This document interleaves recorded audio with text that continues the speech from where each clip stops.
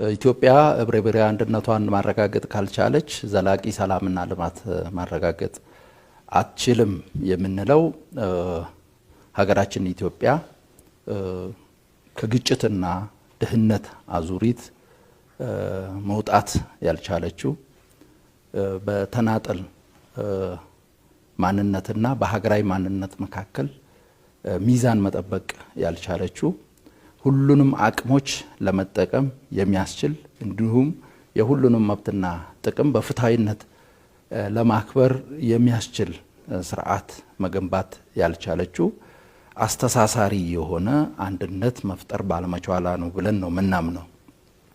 ከዚህ አንፃር መፍትሄው ህብረ ብሔራዊ አንድነት ነው ብለን ነው ምናምነው።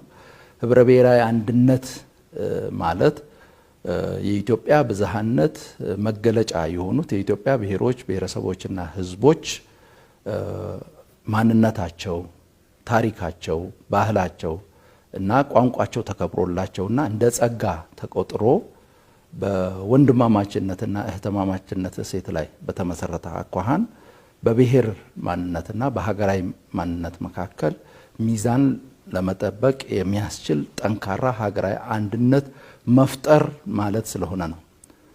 ስለሆነም ህብረ ብሔራዊ አንድነት ማረጋገጥ በሀገራችን ዘላቂ ሰላም ለማረጋገጥና ሁለንተናዊ ብልጽግና ለማረጋገጥ እጅግ በጣም ወሳኝ ነው ብለን ነው የምናምነው።